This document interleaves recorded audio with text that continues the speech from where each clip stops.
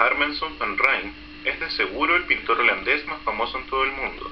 Nacido en Leiden en 1606, se dedicó desde muy joven a la pintura, el dibujo y el grabado. Con menos de 20 años ya tenía su propio taller en Leiden y en 1627 comenzó a impartir clases de pintura. En la década del 30 se trasladó a Ámsterdam, donde alcanzó gran éxito trabajando como retratista. La obra de Rembrandt se inscribe en el periodo artístico del barroco y en su contexto regional en lo que se conoce como la Edad de Oro holandesa, que corresponde más o menos al siglo XVII. Le tocó vivir la Guerra de los 80 años, detonada por una revuelta neerlandesa contra el emperador católico Felipe II de España, dadas sus políticas que se empeñaron en perseguir y condenar a los protestantes, que iban en aumento en los Países Bajos. En paralelo, el continente europeo fue escenario de la Guerra de los 30 años, conflicto político detonado en 1618, que en sus inicios implicó un enfrentamiento entre estados católicos y protestantes al interior del Sacro Imperio Romano Germánico. El proceso de la Reforma Protestante, iniciado el siglo anterior con Martín Lutero a la cabeza, significó duras críticas a las prácticas de la Iglesia Católica, prácticas tendientes a conservar celosamente y aprovechar al máximo el poder religioso del papado sobre todo el mundo cristiano, y a través del poder religioso ejercer también un inmenso poder político y social. Los reformistas plantearon que la relación de cada persona con Dios debía ser libre y directa, sin necesidad de la mediación institucional que la Iglesia Católica ofrecía en ella misma como la única y oficial. La Reforma tuvo gran éxito en algunos países, donde la conversión a las religiones protestantes tuvo un correlato sociocultural en el desarrollo y arraigo de lo que el sociólogo Max Weber llamó una ética protestante, vinculada al valor de la libertad y el trabajo individual, que según él propició la configuración de condiciones más adecuadas que en los países católicos para el florecimiento y desarrollo del capitalismo. Tienes calvinismo, tienes puritanismo, tienes distintas sectas religiosas de carácter todavía protestante, por supuesto, con un gran dominio del protestantismo, una especie como de evacuación del catolicismo de Holanda, que ve la religión y se relaciona con la religión de una manera muy distinta como se relaciona con los católicos, o la religión de alguna manera un poco les abre el espacio a la voluntad, y por lo tanto les entrega justamente esa confianza en su propia institución para poder abrirse camino en la vida y para poder cifrar justamente ese abrirse camino en la vida con la adquisición de riqueza,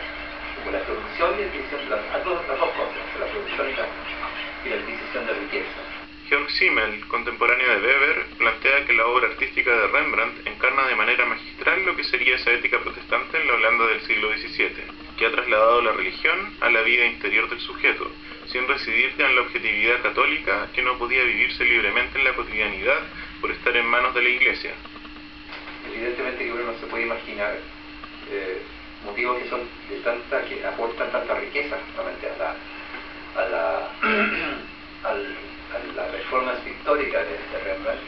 Uno no se puede imaginar esos motivos sin hacer referencia a esa transformación histórica, o sea, sin observar la emergencia de la individualidad, que es un poco la cuestión que comentaba diciendo hace un momento, sin observar la emergencia de esa individualidad burguesa que descansa, por así decir, o confía en sus propios medios para abrirse el camino en la vida, y que por lo tanto modifica, por así decir, su relación con la religión, a diferencia de lo que pueden ser los países católicos. El trabajo de Rembrandt, a diferencia de los pintores del barroco católico, no es expresión de una actitud hierática encargada por la Iglesia, sino del valor de la subjetividad y la riqueza de la experiencia humanizada. A él no le interesa pintar las calidades como tal, ni la belleza idílica de los personajes a la italiana, tendiendo hacia la belleza botticelliana. Le interesan muchos más el canon personal y realista del último Tiziano, el canon leonardesco, que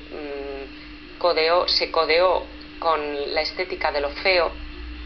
Sobre todo en sus retratos tardíos, el pintor logra que se dé una relación íntima, directa e inmediata entre el retrato, o mejor dicho, el retratado y el espectador.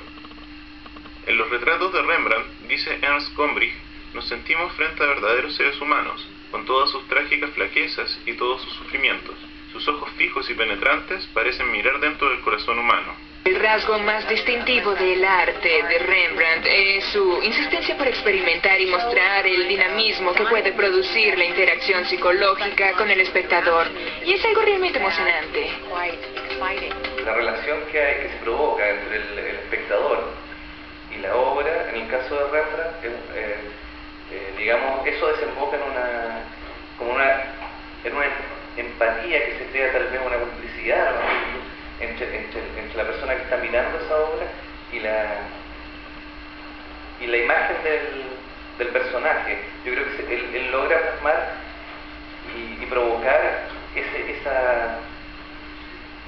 vínculo, digamos, en eso entre la obra y el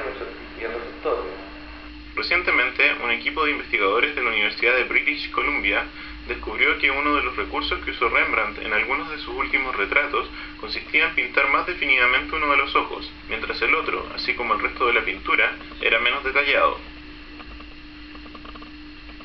A la vez, producía una pantalla entre el rostro y el cuello de la vestimenta en el mismo lado del ojo más definido, mientras dicho límite, en el lado contrario, era pintado de manera más difusa, acercándose a la producción de un pasaje.